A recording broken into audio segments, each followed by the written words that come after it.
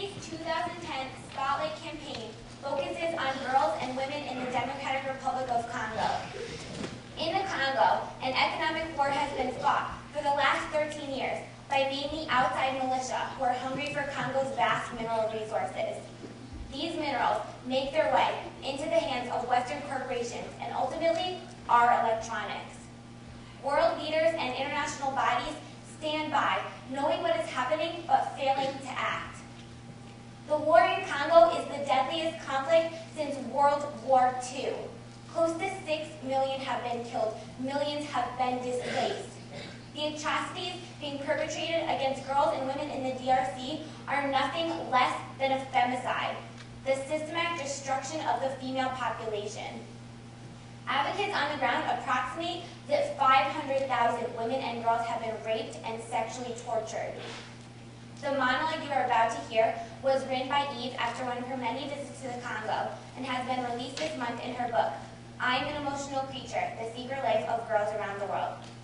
I Am an Emotional Creature is an inspiring call to action for girls everywhere to stand up, follow their dreams, and become the women they were always meant to be. Like the Vagina Monologues, it will be a vehicle for girls to get activated and engaged through V-Girls, the next escalation of the V-Day movement. Here is a teenage girl's guide to surviving sex slavery. I live in Bukavu, Democratic Republic of Congo, but I think this guide applies to any girl, anywhere in the world. People ask me all the time how I survived. It wasn't that I was smarter, or even stronger than anyone else. I didn't even know what I was doing. It was just something inside me couldn't go alone. My friends, they got taken the same time as me. I don't think we will ever get them back. Rule number 1, get over that girl thing. This can't be happening to me. When it happens, and trust me, it happens to thousands of us, you will not believe it. You will think, these are just crazy soldiers, fooling around. They must be bored or something. They couldn't be hurting me, grabbing my arms and legs, all rough like this, throwing me into their truck. Your brain will start telling you things. These are soldiers from my own country. They are old enough to be my father. They know better than this. They are here to protect me. This will be confusing. It will make you feel stupid. It will make you feel like what is happening is not really happening. It will make you feel like you did something wrong. I watched my best friends, Elisa, Esther, and Sawadi. We were on holiday. We took the boat together from Bukavu to Goma. We were joking around a lot on the lake. Lake Kivu, it's a really huge lake. It takes 5 hours to cross it. We were drinking bananas and making fun of Esther's big, crazy hair. We were going to Goma to swim and hang out. We went shopping. Sawadi bought these gold shoes. I remember thinking I wanted them too, but I didn't want her to think I was copying her. As we walked out the store and down the street, it didn't seem real. We were just shopping, and now these crazy soldiers, that's why they didn't run. I wanted to run, but I didn't want to leave them. When we tried to refuse, that's when we got how serious it was. One of the soldiers, the real big one, started beating Elisa, and she was screaming. My best friends were all screaming and crying. I got very quiet. That's what I do. I wasn't going to let those soldiers know anything. That leads to. Rule number 2, never look at him when he is raping you. He will call your name in that grating, craving voice. He will beg you to look.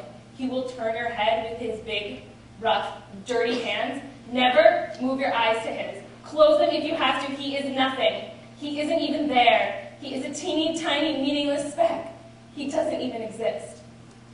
Rule number 3, build a hole inside yourself and climb into it. He will be on top of you. He will be old enough to be your father. He will smell like the woods, alcohol, and marijuana. He will hold his hand over your mouth. You are a virgin. You are only 15.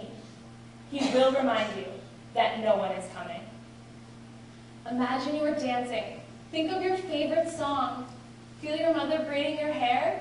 Feel her kindly, roughly braiding hands. Hear her calling your name, Marta, Marta, Marta.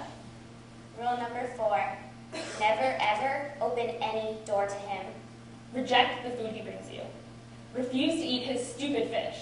Tell him your family would never eat fish out of the water. When in public, he will want you to smile and act like a proper wife. Even though he is married to someone else, never smile. Roll on the ground in the ugly, expensive tailor-made pange he brings you. Never laugh at his jokes.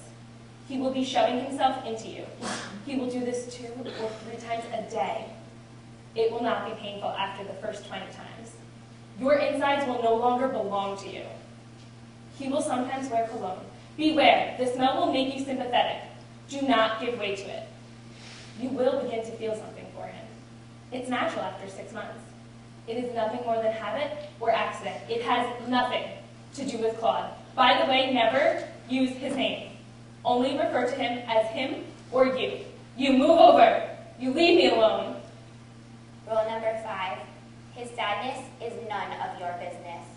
Sometimes he will seem so sad. All the bad things he has seen and done, you will feel bad for him. You will feel everything he feels and doesn't feel. You have been his slave for almost 2 years. You will start to think there is no one else. This is your life. He will be the only person who ever loves you. When you start vomiting one morning, you will be sure he has poisoned you. Then it will pass, and it will happen again, and slowly you will realize you are pregnant with his baby. He will tell you if you even think of aborting it. He will kill you. Refuse to take care of his baby. Rule number 6. It doesn't matter if you get caught. Better die trying to be free.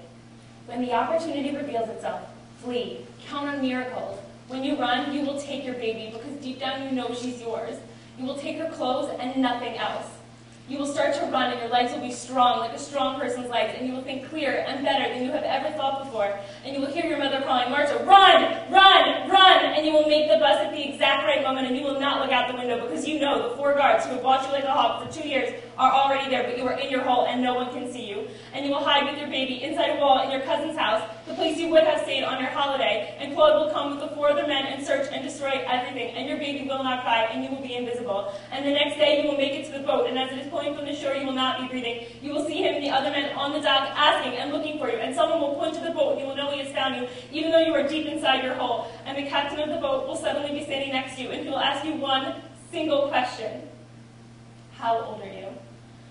And you will talk like it is the first time you've talked, and you will be surprised at how loud and crazy your voice sounds, and you will say things like, I am 17. He took me when I was 15. He raped me every day, 3 times a day. He gave me diseases and made me pregnant. If you turn this boat back, I will throw myself into the lake. I will drown myself. I'll be okay dead as long as I never have to see him again.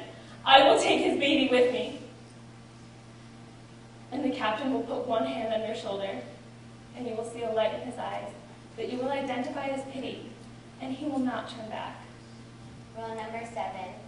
Do not feel guilty about how happy you feel when you hear he is dead. After 6 months, back in your beloved Bukavu, you will run into 2 soldiers from the camp, and they will be surprised at how well you look, and they will tell you that Claude got killed. And you will say God did something good, and at that moment milk will pour into your breasts, and you will love your baby. I went on vacation for 2 days. I didn't come back for 2 years. Rule number 8. No one can take anything from you if you do not give it to them.